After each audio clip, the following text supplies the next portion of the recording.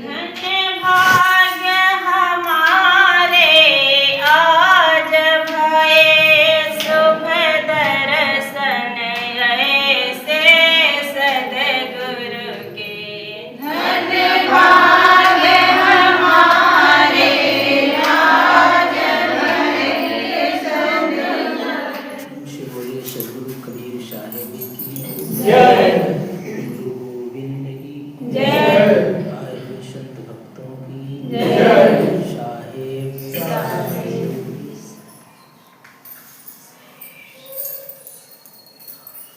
सद्गुरु कबीर साहब एक छोटे से पद में कहते हैं,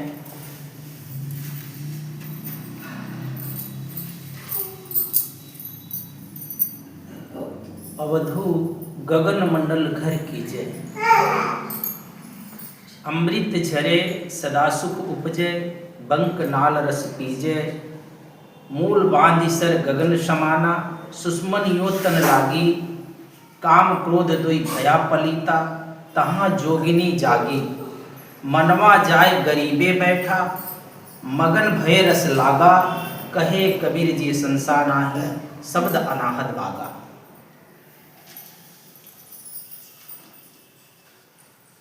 इस विषय को समझने से पहले हम थोड़ी सी बातें और समझते हैं, क्योंकि मैं देखता हूं कि तुम्हारे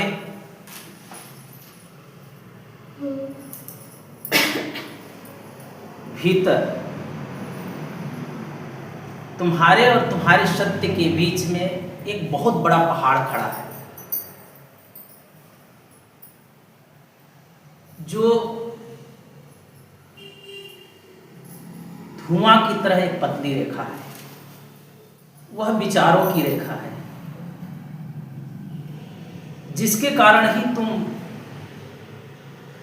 स्वयं से नहीं मिल पाते। वो धुआं की जैसी है, वो कोई रेखा नहीं, वो तुम्ही ने खड़ा किया, कोई खड़ा भी नहीं किया। चाहो तो एक पल में ही मिट जाए,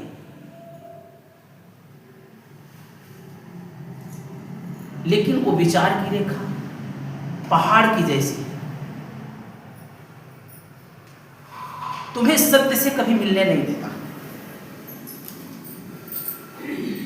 तुम सदा सत्य से वंचित ही रहते हो।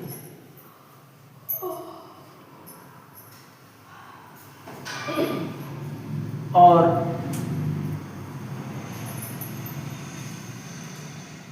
तुम्हें यहां पर धर्म गुरुओं ने बहुत सारी बातें बताते हैं। तुम चाहो तो सत्य में समा सकते हो, अगर वह जो विचार की रेखा है, अगर इसे तुम हटा दो तो तुम वही हो जिसे तुम खोज रहे हो। लेकिन तुम मानने के लिए राजी नहीं।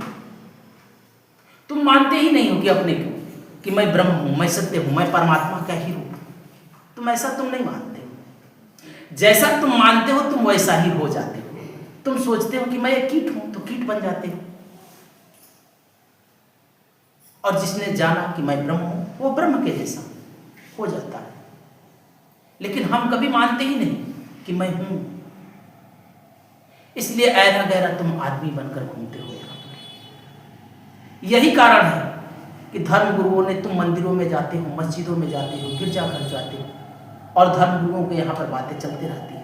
वो तुम्हें यही सिखाता है कि तुम पापी हो, तुम कामी हो, क्रोधी हो, लोभी हो, मोह में फंसे हो, सदा तुम्हारी निंदा करता है, और तुम उसी में हो भी तो। और फिर वो कहता है कि तुम दान करो, धर्म करो, तुम स्वर्ग जाओगे। और जब तुम अकेले पड़ते हो और जब फिर उन्हीं विचारों में तुम खोए रहते हो, तो तुम मान भी लेते हो कि पंडित ने ठीक कहा था, मैं जरूर अपने जीवन में गलत करता हूं, मैं जरूर अपने जीवन में उल्टे सीधे चलता हूं, तो मुझे धर्म करना चाहिए। मुझे पुण्य कर्म करना चाहिए, तुम मान ही लेते हो। और फिर इससे उनकी जो विचारधाराएं होती है वो बलिष्ठ होती है। फिर तुम्हें मंदिरों की जरूरत पड़ती है, फिर तुम्हें मस्जिदों की जरूरत पड़ती है, फिर धर्मगुरुओं की जरूरत पड़ती है तुम्हें। तुम्हारे और तुम्हारे सत्य के बीच में बड़ा फर्क हो जाता है। जो तुम्हारे विचार की रेखा है उसमें तुम थोड़ा सा बल लगाओ तो हट जाए। ये धुएं की जैसा है, कुछ है नहीं, लेकिन तुम बल न लगाते हो तो तुम्हें पता चल जाता कि तुम ही ब्रह्म हो, तुम ही परमात्मा हो। इसलिए तो वो कहता है कि तुम्हारे और परमात्मा के बीच में बड़ा ही दूरी है। तुम अपने को बहुत दूर देखते हो कि मुझ में और परमात्मा में बड़ी दूरी है, कभी मिलना नहीं होता। कभी तुम मान नहीं पाते हो कि मैं और परमात्मा हो ही नहीं सकता, क्योंकि मैं तो वैसा हो ही नहीं सकता। और जिसने जाना वो चिल्ला चिल्ला कर कहा कि तुम्हारे ही भीतर तुम ही हो वैसा, तुम ही ब्रह्म हो, सर्वत्र ब्रह्म ही है, ब्रह्म के सिवा कुछ है नहीं, परमात्मा के सिवा यहां कुछ नहीं।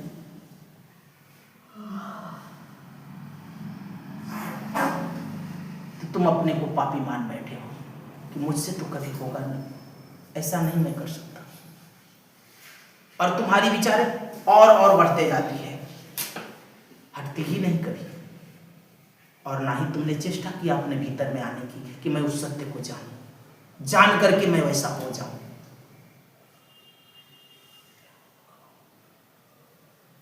तुम अंतर से, बाहर में तो कवारे नहीं, लेकिन अंतर से तुम शरीर, अनंत से तुम कवारे हो। प्राकृतिक को यहां पर पनपने के लिए किसी की जरूरत नहीं पड़ती।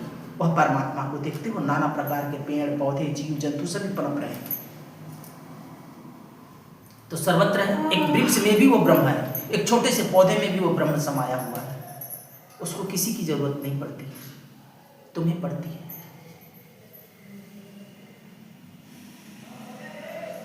बिल्कुल आकाश के जैसे तुम्हारे भी भीतर वह आकाश है जो अछूता है। देखते हो आकाश में बादल गरजते हैं, बिजली चमकती है, कड़कते हैं, पूरे चमक दिखाई पड़ती है नीचे से ऊपर तक, लेकिन कोई रेखा नहीं पड़ती। आकाश में कोई रेखा पड़ती? कोई रेखा नहीं होती। बिल्कुल आकाश अछूता रहता है उससे। वैसे ही तुम भीतर में अछूते हो, तुम अपने ब्रह्म को जानो, कोई पाप नहीं होता। लेकिन जब तक तुम जानते नहीं तब तक तो वो पंडित पुजारी ठीक कहता है कि तुम पापी हो, और तुम मानते ही हो कि हम पापी हैं, तुम करते भी हो ऐसे। तो फिर उनकी दुकान चलते रहती है तुमसे, तुम ही मानते हो इसलिए उनकी दुकान चलती है। फिर तुम्हें मूर्तियां चाहिए, फिर तुम्हें झुकने के लिए कोई जगह चाहिए। लेकिन जिस दिन तुम्हारा बीच का जो विचार है, जो धुएं की लकीर है, जो वो पहाड़ बीच में खड़ा है, अगर जिस दिन टूट जाए तो फिर कौन किसे मानता, किसे किसको पुजारी की जरूरत पड़ती, फिर कौन किसी धर्म गुरुओं की आवश्यकता पड़ता। तुम्हारे और परमात्मा के बीच में जो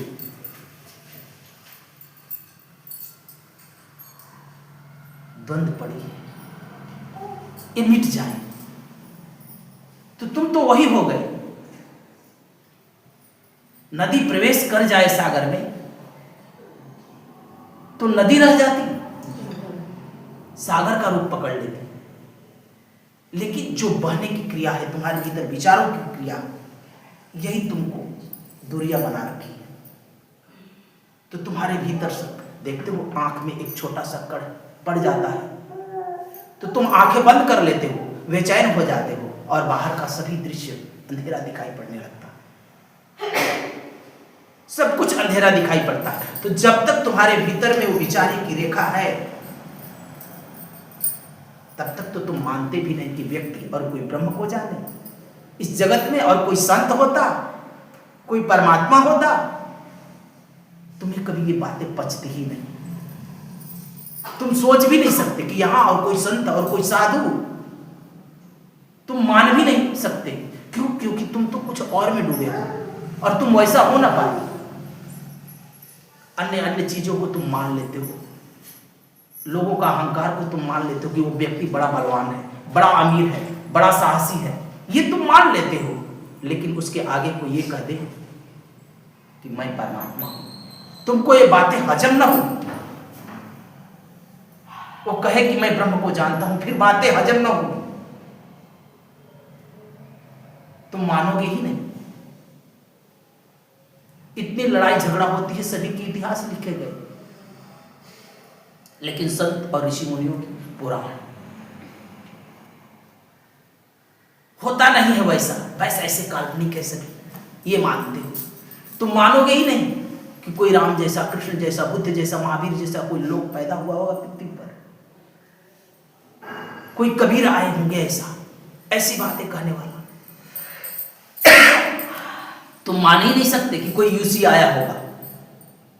ईसा ने कहा कि मैं ईश्वर का पुत्र हूं, बस इतना ही कहा था कि मैं ईश्वर का पुत्र हूं। लोगों ने उसे पत्थर मारे, सूली पर लटका दिया, और मालूम है उसने क्या कहा? जो कहा वो बहुत ही बड़ी बात थी। उसने कहा कि हे परमात्मा, तुम इन सभी को क्षमा कर देना, ये अज्ञानी, ये हमसे वंचित है, हमें जानते नहीं, तुम्हें नहीं ये जानते, इसलिए तुम इनको क्षमा कर देना। तुम्हें कोई छोटा पत्थर मारे तो तुम क्या करोगे? तुम तो बड़ा पत्थर लेकर दौड़ोगे। कोई तुम्हें सुई चुभाए तो तुम तलवार लेकर दौड़ोगे। तुम तो तुरंत बदला लेने की चेष्टा करोगे। तुम यही कर सकते हो।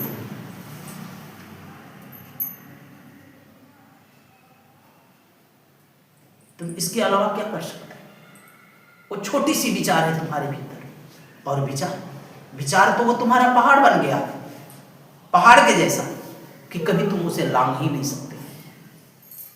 लांघ जाओ तो तुम ही ब्रह्म हो, तुम ही परमात्मा हो, तुम ही पूजनीय हो, तुम ही पंडित हो, तुम ही पुजारी हो, तुम ही मंदिर हो, तुम्हारे सिवा कुछ और नहीं।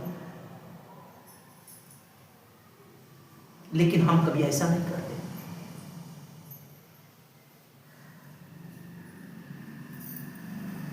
मंसूर ने सिर्फ इतना कहा था, अनहक सभी मुसलमानों ने मिलकर के उसकी चमड़ी उधेड़ ली। ये कहना ही बेबूझ बातें होगी उनको। ये तो कह रहा अनहक मैं स्वयं खुदा हूं, ये कहना ही कि उसकी पूरी चमड़ी उधेड़ गई।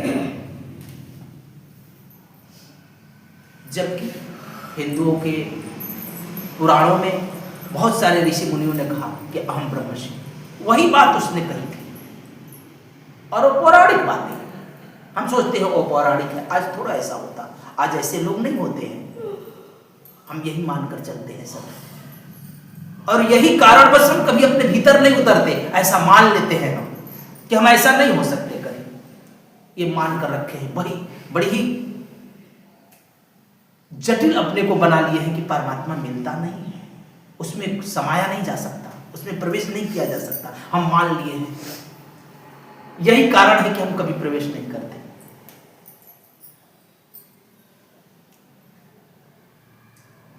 और उससे कोई भी व्यक्ति वंचित नहीं है, सब में वो ब्रह्म है, सब में वो परमात्मा है। हम बाहर की दुनिया में जीते हैं, सपनों की दुनिया में जीते हैं, और तुम्हारा जो सपना है, जो विचार है, सपने के जैसा है। तुम्हारा जीवन ही ये सपना है, और इस जीवन में जो तुम्हारे विचार है वो सपने में सपना है। और जैसी तरह की तुम सोए में सपना देखते हो, सारी विचारें तुम्हारी होती है। तुम विचार भी क्या करते हो,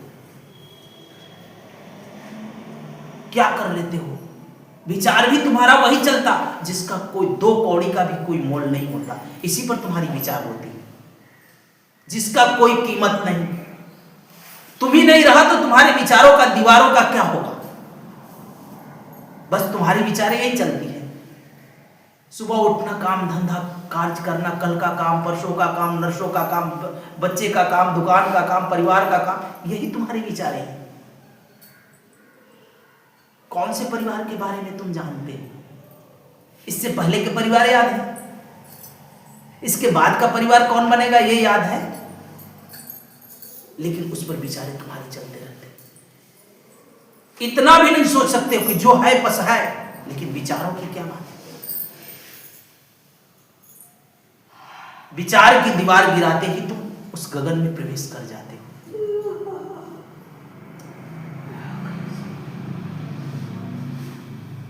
देखते हो किसी संतों का इतिहास नहीं लिखा जाता, क्योंकि संतों को कोई स्वीकारता ही नहीं। और ये पहले ही हम मान लेते हैं कि कभी ऐसा लोग नहीं होते हैं, बस ये बढ़ा चढ़ा करके ऐसे ही लिख दिए इनके धंधे पानी। और धंधा तुम्हारे ही चलते, उनकी पुजारियों का और मंदिरों में मस्जिदों में ये तुम्हारे ही तुम्ही को लेकर के उनके धंधे चलते हैं, क्योंकि तुम मान लिए हो कि हम पापी हैं, हम दुष्ट हैं, हम व्यभिचारी हैं। तो भाई इसको कटने के लिए क्या करेंगे? मंदिर मस्जिद में तो जाना ही पड़ेगा ना। और मानने के पीछे कारण है कि तुम अपनी तरफ थोड़ी सी देखते हो तो लगता है कि तुम हो भी ऐसा, क्योंकि तुम वही करते हो और जो करते हो वही देख लेते हो कि तुम्हारे पास तो दूसरा आईना नहीं, इसलिए दूसरे को तुम समझ ही नहीं सकते हो कि ये व्यक्ति और परम को जानता होगा। और जो संत है वो तुम्हारे जैसे, तुमसे भी, वो तो मौन बैठे रहते हैं, वो चुपचाप रहते हैं, वो सरल होते हैं। लेकिन तुम्हें क्या लगता है ये तो बउआ है, पागल, बुड़बक, ये क्या क्या, इनको क्या पता, हम तो जानते ही है इसे, इसको क्या खबर, इससे तो होशियार हम हैं, देखो क्या से क्या कर लिए, हम कितने अच्छे। लेकिन अगर वह घोषणा कर दे कि मैं ब्रह्म हूं, तो फिर ये बातें तुम्हें बचेगी नहीं। तुम कितना बड़ा अमीर बनोगे, किस चीज का अमीर? तुम तो वही धन इकट्ठा किए हो जो तुमसे छूट जाता है, तुम वही मकान बनाए हो जो टूट जाएंगे, तुम वही खरीदे हो जो तुम्हारे साथ नहीं चलता। वो तो वो कुछ कह दिया कि तुम्हारे किए हुए का कोई महत्व ही नहीं। तुम कहते हो बलिष्ठ हूं, आने वाले दिन में तुम कमजोर हो जाओगे, तुम्हारी बुढ़ापा आ जाएगी। लेकिन ब्रह्म तो बुढ़ापा नहीं आएगा, ब्रह्म को कभी बुढ़ापा नहीं आने वाला। वो तो कुछ और कह दिया, इसलिए हजम नहीं होगा। इसलिए साहब भी कहते कि अवधू गगन मंडल घर कीजिए, तो सबसे पहले तो तुम अपने भीतर तो आओ, और भीतर में जो तुम्हारी विचारें चलती है, बाहर की विचार तो चलती ही है, वो तो हटते ही नहीं। उसके लिए तो तुम्हें समय नहीं कि कभी मैं भीतर में प्रवेश करूं। और जब भीतर में प्रवेश करते हो तो वो विचार की दीवारें खड़ी है भीतर में भी बहुत बड़ा संसार है तुम्हारा।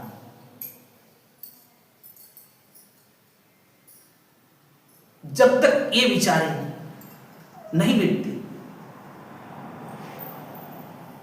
जब तक इसमें मैं स्मरण न करता हूं, तब तक तो मैं अर्थ से ऊर्ध्व भी न होता।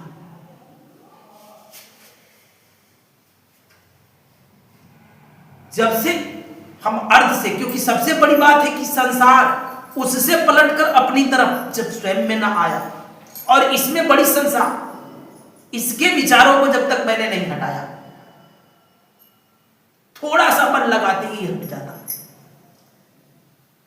तुम उसमें प्रवेश करने लगते हो। लेकिन तुम मानते ही नहीं कि मैं उसमें प्रवेश कर सकूंगा, क्योंकि बाहर की इतनी इकट्ठा किए हो कि आंख बंद करते ही सारी दुनिया तुम्हें दिखाई पड़ने लगती।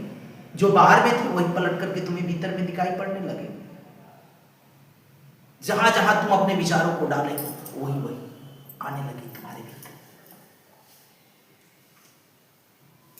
तुम्हारे विचार सारे तरफ बंधे हुए हैं, जगह जगह पर, समय समय पर आते रहते हैं तुम्हारे अंदर, जरूरत अनुसार तुम्हारे भीतर आते रहते, पनपते रहते हैं वो विचारे। तो जब सबसे बड़ी बात है कि इस मंदिर में कब लौटोगे, और जब तक इस मंदिर में तुम लौटते नहीं हो तब तक तो सत्य से रूबरू नहीं होगे, ना ही तुम उस परमात्मा से रूबरू होगे।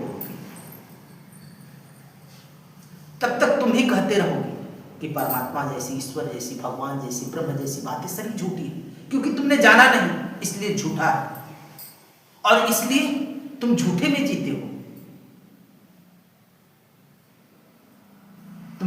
काम क्रोध लोभ मोह अहंकार, ये सारी झूठी बातें।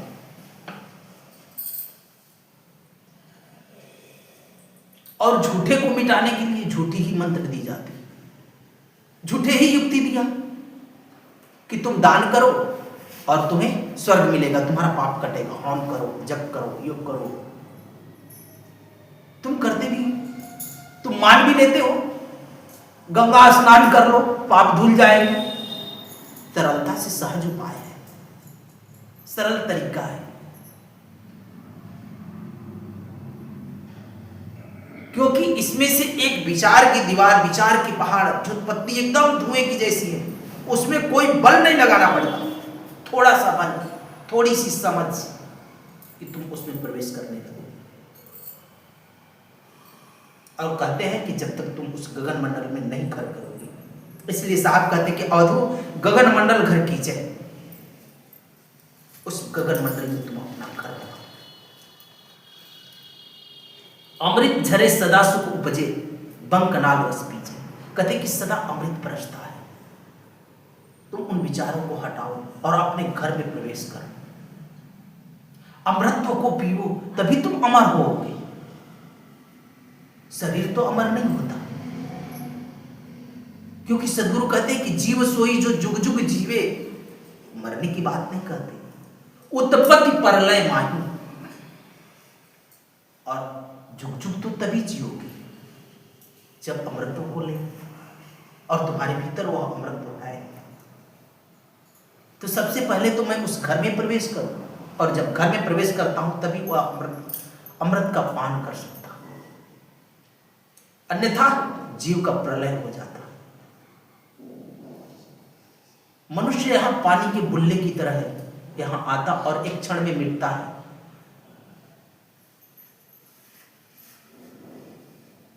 तो सबसे पहले हम अपने भीतर आने की चेष्टा करते हैं। कहते हैं कि मूल बांधिसर गगन समाना, सुखमन योतन लागी। कहते हैं कि सबसे पहले तो व्यक्ति अपने भीतर सुषमना, जो सुषमना चलता सदा, उसमें ही व्यक्ति का ध्यान सदा लगना चाहिए। सुषमन योतन लागी, काम क्रोध दुई भय पलीता, कहां जोगिनी जागी। कहते हैं कि काम क्रोध लोग सभी स्वयं ही छूटने लगते हैं, इसका कोई महत्व ही नहीं रह जाता। लेकिन जब तक हम न प्रवेश करते तब तक तो हमारे यहाँ विचार चलते रहते, विचार की दीवारें खड़ी। मनवा जाए गरीबे बैठा, गगन भय रस लागा। कहते हैं कि जो मन कल इंद्रियों पर दौड़ता था, वही मन ऊर्ध्वगामी होने लगता है। जो मन यहां लगा है, वही मन पलट करके फिर वहां लग जाता है। मन तो सरल सहज है, तुम उसको जो रंग चढ़ाते हो वही रंग में रंगने लगता है, बिल्कुल जल की भांति। जल में तुम जैसा रंग घोर दो, जगत का रंग घोर दो या परमात्मा का, वो तुम्हारे ऊपर निर्भर करता है। तुम संसार का पुरिया पूरो या परमात्मा का, वो तुम्हारे ऊपर निर्भर है। तुम अपने स्वयं का मालिक हो। ये न कहना कि उसने कर दिया, फलाने ने किया, तुम ये झूठी बातों में फंसे हो। हर व्यक्ति स्वयं का मालिक है, किसी का कोई मालिक नहीं। वो तुम तय करते हो कि हमारी यात्रा किधर की होनी चाहिए, और तुम कभी मालिक बनने के लिए राजी नहीं हो। तुम तो ये संसार में मैं कितने लोगों को देखता हूं कि उनका मालिक तन का भी मालिक और मन का भी मालिक और सारे विचारों का भी मालिक कोई और होता है। हम यहाँ पर 99% लोगों को ऐसा ही देखता हूं कि उनके तन मन धन सब कुछ का मालिक कोई और होता है। एक ही कोई होता है कि अपने विचार से व्यक्ति चलता है। 99% व्यक्ति दूसरे के विचारों से चलते हैं, स्वयं के विचारों से कभी नहीं। यही बात होती है तो तुम देखते हो दूसरे से राय लेने जाते हो, विचार करने जाते हो, क्योंकि तुम्हारे पास अभाव है। तुम अपने पर स्वयं पर अडिग नहीं हो, स्वयं पर तुम्हें भरोसा नहीं है, इसलिए तुम दूसरे से राय लेते हो, दूसरे से हुकारी भरवाते हो। दूसरे से विचार करते हो, तो कभी हिम्मत तो करो कि मैं भी उस गगन में घर करूं, मैं भी उस अमृत का पान करूं। लेकिन तुम तो सोच रहे हो चलो गुरु बाबा है, हम न करेंगे वो पार लगा देंगे। ठीक है, तो गुरु के हाथ में रही तुम्हारी मर्जी।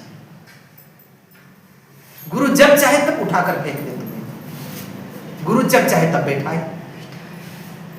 तुम्हारी मोक्ष मुक्ति भी, तुम्हारी स्वतंत्रता भी, तुम्हारा सुख दुख भी किसी दूसरे के हाथ में। चाहे तुम कितना भी, अगर हिंदू में हो, हिंदू धर्म छोड़ करके बौद्ध बन गए, हिंदू धर्म छोड़ करके ईसाई में चले गए, बौद्धि में चले गए, तो वहां यही मन लेकर गया और वहां भी वो जब चाहे तब वैसा कर दे। तुम जहां जाते हो यही मन लेकर जाते हो, चाहे तुम यहां आए हो वही मन लेकर आए हो। यही कारण है कि अभी तक तुम्हारे सत्य से, तुम्हारा और तुम्हारे सत्य से, तुम्हारे परमात्मा से तुम्हारा मिलन नहीं हुआ। कारण बस यही है, तुम वही मन लेकर के चारों तरफ दौड़ते हो। कभी तुमने उसे पलटा नहीं कि इधर से पलट करके उधर लगा दो। करना कुछ नहीं है, थोड़ा सा बल देना, थोड़ी सी जागरण लानी है, वरना तुम वही हो, कुछ और नहीं हो।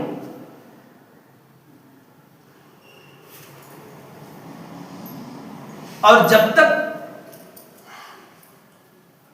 उस धुएं जैसी दीवारें जो पहाड़ बन गई है तुम्हारे अंदर में विचारों की, जब तक ये नहीं हटता है तब तक तुम्हारे ऊपर पाप, पापी, काम, क्रोधी, लोभी, अहंकारी सभी का बोझ थोपा हुआ है। ये याद रखना, ये कभी मिटता नहीं। ये जब तक ये दीवारें गिरती नहीं हमारी, जब तक उसका रस नहीं मेरे जीवन में टपकने लगता, तब तक मुझे सदा एक दूसरे से पूछना पड़ता ही है, पूछने की आवश्यकता पड़ती है। और कोई वर्षों नहीं लगता। तुम अभी चाहो तो अभी टूट जाए, तुम अभी चाहो तो अभी ब्रह्म का ही स्वरूप हो, अभी तुम परमात्मा का ही रूप हो। लेकिन तुम्हें यह बात हजम नहीं होती, हजम ही नहीं होगी तुम्हारे भीतर कि मैं और परमात्मा ऐसा कैसा, नहीं हो सकता ये बातें। पंडित जी जो समझाए हैं कि मैं जीव हूं, मैं छोटी सी कीट हूं, तो मैं कीट हूं, ये मुझे हजम हो गया है। मुझे मंदिर मस्जिद जाना है तो जाना है, वही सर पटकना है, मैं कभी वैसा बन नहीं सकता। ये हम मान लिए हैं और मेरे भीतर बहुत बड़ी गांठ पड़ी है, ऐसी गांठ कि यहां से भाग जाओ। देखते हैं कितने लोगों को तो भूत की गांठ बंधी है कि भूत होता है तो होता है, कर आ गया तो था, आया था इधर, कुछ छाया दिखाई पड़ गई तो बस वही था। वहम और भ्रम में मनुष्य सदा जीता है। यहां कितना तुम सुनते रहते हो, फिर भी तुम्हें भूत पकड़ लेता, देखते हो। अच्छा, रोशनी में कहीं भूत को चलते देखा किसी ने? क्यों? अंधेरे में क्यों चलता, रोशनी में क्यों नहीं? और देखते हो खूब अंधेरा होगा, घोर अंधेरा होगा तो उसमें भी नहीं चलता है। कैसे अंधेरा में चलता है? कुछ साफ न दिखाई पड़ता हो, हल्का रोशनी हो, समझ में? जैसे कि कोई रस्सी वहां पर पड़ी है और यहां से लपेटी हुई ऐसी रस्सी है और लंबा ऐसा, तो यहां से लगता है सांप ही होगा, क्योंकि पड़े हैं रास्ते में ना, क्योंकि पूरा सांप उतना नहीं दिखाई पड़ रहा कि उसे मैं भली स्पष्ट रूप से देख सकूं, इसलिए मुझे भ्रम है कि वो सर्प होगा। रस्सी तो शब्द आएगा ही नहीं, हम स्पष्ट रूप से नहीं तो मुझे भ्रम हो गया कि अरे बाप रे बहुत बड़ा सांप था, ये क्या है मेरा, क्योंकि अधिक रोशनी नहीं वहां पर, पर्याप्त उतनी रोशनी नहीं कि जो मेरी दृष्टि पड़ रही है उसे भली प्रकाश रूप से देख ले, और उतना काफी अंधेरा नहीं कि वो रस्सी न दिखाई पड़े। नहीं दिखता तो अगर वो सर्प भी होता तो तुम नहीं देख पाते, तो कोई भ्रम नहीं था। तो न खूब अंधेरा है न खूब रोशनी है। लेकिन स्पष्टीकरण कब होगा? जब तुम उसके निकट जा करके और यार वही टॉर्च जला दिया तो स्पष्टीकरण हो गया। देखने की भी कई ढंग होते हैं और देखने की जरिया भी लोगों को कई प्रकार की होती है। आंखें तो सभी के पास है, वो दर्शन कहलाता है। फिलोसफी लोग कहते हैं, फिलोसफी तो बहुत सारे, यानी हमारे यहाँ तो दर्शन शास्त्र 6 आस्तिक दर्शन और 6 नास्तिक होते हैं, जिसमें 3 माने हैं। अर्थात आस्तिक उसे कहते हैं जो वेदों को मानता है और नास्तिक उसे कहते हैं जो वेदों को नहीं मानता। तो जिसमें 2 और है तो वो भी वेदों को ही समर्थन करता है। इसलिए सिर्फ चरवाक दर्शन जो होता है वो नास्तिक होता है, वो बिल्कुल ही वेदों को नहीं मानता, ईश्वर को मानता ही नहीं बिल्कुल, तो वो नास्तिक दर्शन होता।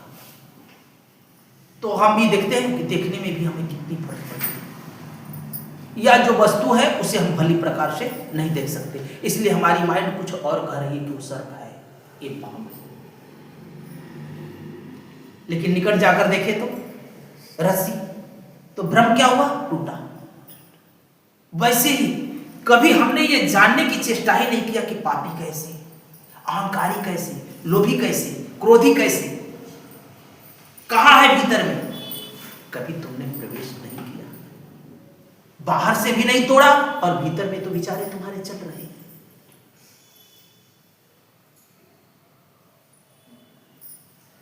कभी हमारा अंतरिक्ष में, क्योंकि अंतरिक्ष जो है, जो ब्रह्म है, जो परमात्मा सदा कवारा है। तुम्हारी तो कितनी शादियां हो गई, कितने कितने बार होते हैं, कितने कितने बच्चे पैदा होते हैं, कई कई बार जन्म लेते हो। तुम सोचते हो कि मैं और कवारा, वो सदा ही कवारा है, अछूता है, आकाश की बात है। देखते हो आकाश में कितने गर्जने पड़ते हैं, देखते हो इंद्रधनुष कई रंग के उग जाते हैं, कितने कितने रंग उगते रहते हैं आकाश में। लेकिन जब आकाश सन्नाटा होता है तो उसमें कोई रंग दिखता, शून्याकार होता है। तुम बिल्कुल ही वैसे हो, संसार के समस्त विचारे तुम्हारे भीतर पड़े हैं, लेकिन जब तुम उन विचारों के दीवारों को हटाओगे तो तुम वही हो, उसमें पर तुमने कोई भेद नहीं पड़ेगा। लेकिन हमने कभी इन विचारों और दीवारों को कभी गिराता भी नहीं और यह मानने के लिए राजी भी नहीं होता कि ऐसे लोग भी हमारे बीच आते हैं। हम कभी राजी भी नहीं होते हैं कि कोई संत होता होगा। तुम कैसे मानोगे, कैसे मानोगे कि किसी को कोई बांध करके सूली पर लटका रहा हो, पत्थर मारता हो और वह व्यक्ति कहता हो कि परमात्मा ये तुमसे वंचित है, असूझ है, ये तुम्हारे बच्चे हैं, इन्हें तुम माफ कर दो। संभवतः तुम्हें, तुम्हारे भीतर ऐसा हो सकता? जो जगत का छूट जाने वाली वस्तु तुम्हारी का अगर कोई ले लेता है, ऐसे भी वो छूट जाता है, लेकिन अगर कोई ले लेता है तो तुम यही सोचते हो कि उसकी भी प्राण चली जाए तो अच्छी बात है, तो मुझे बड़ा शांति मिलेगा क्योंकि मेरा छीन लिया इसने, मेरा ले लिया। तुम तो यही सोचते हो। तुम्हें कोई एक छोटी सी कांटा चुभा दे तो फिर कहते हो कि तो इसको चाकू मार कर ही रहूंगा। तुम्हें बातों से कोई पीड़ित कर दे तो भी नहीं तुम उसे छोड़ते हो। मारने की, काटने की बातें तो दूर रखो, अगर शब्दों से कोई पीड़ित करता है तो भी तुम तत्काल उसका तुरंत जवाब देते हो। अगर ना दिया, संत स्वभाव में रहा तो कहेगा कि ये बौका है, बुड़बक है, इसको कुछ बुझाता हो जाता, क्या कहना चाहिए क्या नहीं कहना चाहिए बताओ, सामने से कर कर चला गया। तुम सभ्यता भाव लाया तो वही कहेगा कि ये मूर्ख लोग हैं, ये कुछ चाहिए। तुम क्षमा किया वो तुम्हें कमजोर समझा,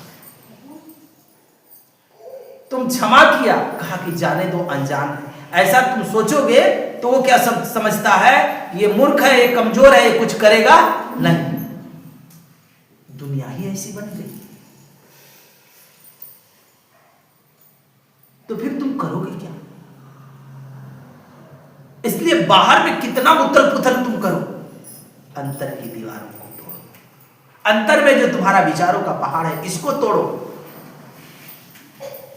इसको तोड़ोगे तो उसका मिलना होगा, उस गगन में प्रवेश करना होगा। निरंतर ही उसकी नाद गूंज रही है तुम्हारे भीतर। जैसे ही दीवारें टूटेगी कि वैसे ही तुम उसकी उस गगन की तरफ तुम प्रवेश कर सकोगे।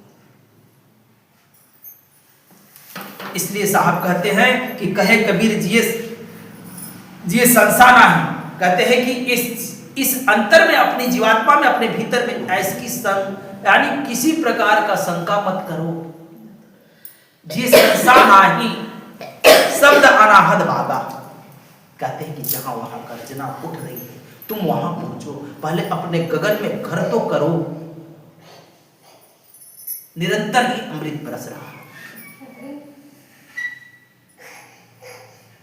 तो हमें नित्य प्रतिदिन अपने विचारों का अंत करना चाहिए, भीतर अपने गगन में प्रवेश करना चाहिए। और जितना तुम संसार में फैलते हो उतने बड़ा संसार तुम्हारा भीतर भी पनपता है।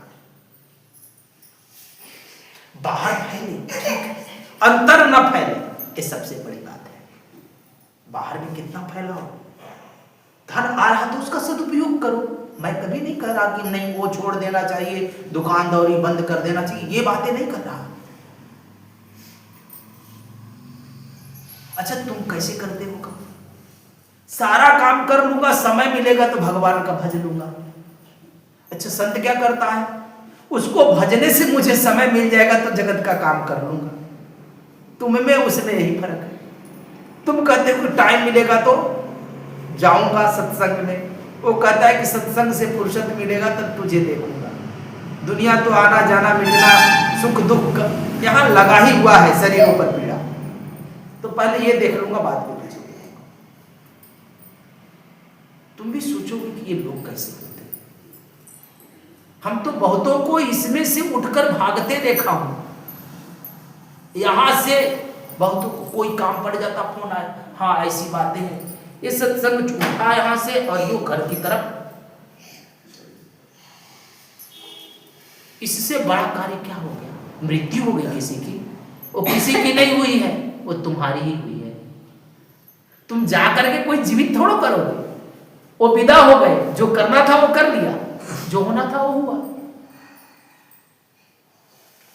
और यहां सबकी मृत्यु, दूसरे की मृत्यु जो देखते हो ना, वो तुम्हारी ही मृत्यु होती है।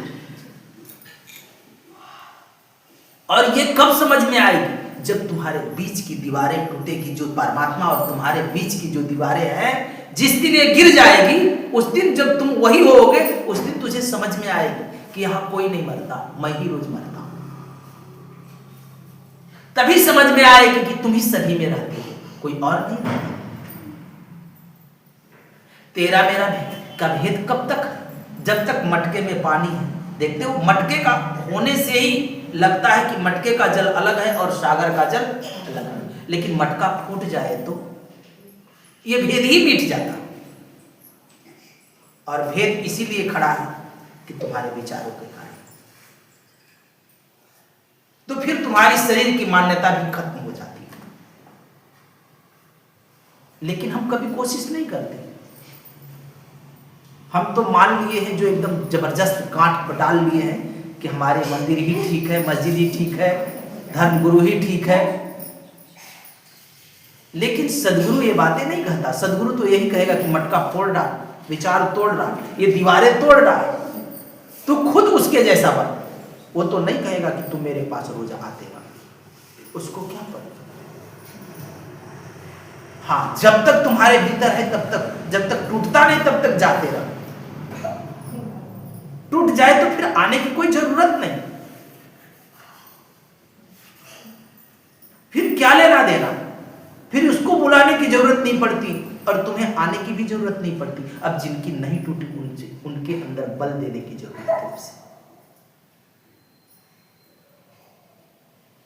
लेकिन हम तो मूर्ख बने हैं, हम तो मान लिए हैं कि ऐसा कभी होता नहीं। ये जो तुम्हारे भीतर का मानना है, यही तुम्हारी मूर्ख बना है और मूर्ख बने हैं। और हमारे मूर्ख बनने पर बल देने वाला वही पंडित पुजारी और धर्म गुरुओं का है हाथ, सबसे बड़ा हाथ है। क्योंकि उसने समझा दिया कि स्वर्ग होता है, जनलोक होता है, पुअरलोक होता है, साकेत लोक होता है, नरक होता है, सब प्रकार का नरक होता है, घोर नरक होगा। कहां लगता है ये सब? छोड़ो स्वर्ग की बातें, नरक तुम लोग कहीं देखे हो? कहां लगता नरक? नरक देखे हो इतने जन्म में कोई लोग? नरक कहां लगता? जो सब प्रकार का नरक होता है वो किस वजह लगता है? भाई स्वर्ग नहीं गया, नरक तो जाएगा ना, तो नरक की बातें बता दो।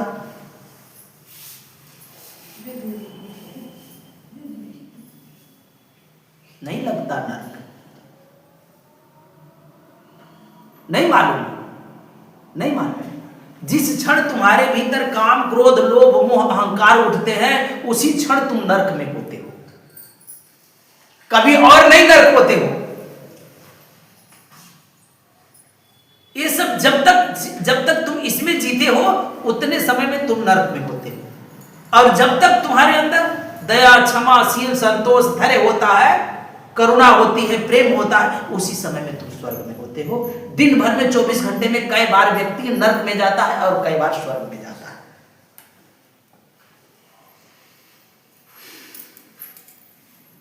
तुम सोचते हो कि कहीं लगता है और मान भी लेते हो, और पंडित बरोबर रोज प्रतिदिन कथा सुनाता है कि ये करोगे तो स्वर्ग जाओगे। अभी तो देखते हैं कोई मर जाता है तो हम बाल वाल छिलवा लेते हैं, छुतका लग जाता है। बाल क्यों छिलवा लेते हैं? बात मालूम है? बाल क्यों स्त्रियां क्यों नहीं छिलाती? उनको छुतका नहीं लगता, पुरुष क्यों छिलाते? वो तो छुतका फिर घर में ही रह गया। स्नान तो वो भी करने जाते हैं, घाट वो भी पकड़ती। बहुत बड़े तुम्हें आडंबर में डाल दिया है इस जगत में। तुम इतना फंसे हो, इतना फंसे हो। और कथा, गरुड़ पुराण की कथा मालूम है क्या कहती है? कि बाल क्यों छिलवाते हैं? कि तुम्हारे बाप, दादा, भाई, चाचा, काका जो भी मरे हैं, जब वो चलते हैं तो लंबी यात्रा है, वो बालू का रेत होता है, सब कुछ तो दान दे दिए, लेकिन ये जूता उतना वहां का बालू गर्म होता है कि जूता चप्पल कोई काम ही नहीं करता। और जितने तुम सभी खानदान का बाल छीले जाते हैं उनके जूते बनाए जाते हैं। उस जूते को पहन करके तुम्हारा जो घर का चाचा, काका, दादा, नाना, नानी मरा है, वही जूता पहन करके वो जाता है स्वर्ग के द्वार में। तो साहब बनाता कौन है? पंडित जी बनवाते हैं ऑर्डर देकर। तो हम इस आडंबर और पाखंड को मजबूती से पकड़ लिए। अच्छा, ये पाखंड छोड़ते हैं तो हम सोचते हैं कि चलो ईसाई में चले जाए, वहां भी यही पाखंड, क्योंकि मन यही लेकर गए। और समझाने वाला भी धर्म गुरु है, क्योंकि अगर तुम भाग गए तो उनके जो धर्म है वो गिर जाएंगे। अगर तुम सत्य के रूबरू कर लो तो किसी की पुजारी की भी इसमें क्या जरूरत? कोई जरूरत है? कोई गुरु बाबा की जरूरत है? तो सत्य का संदेशा तो सिर्फ कोई सदगुरु बताता, कोई गुरु नहीं, नहीं तो उसकी दीवारें गिर जाएंगी भाई, उसकी परंपरा फिर बंद का बंद हो जाएगा। कोई सदगुरु होता वो तो अपनी मस्ती में रहता, उसको कोई दीवारें नहीं खड़ा करता। वो तो सोचता है कि जितने लोग इस सत्य में डूब जाए,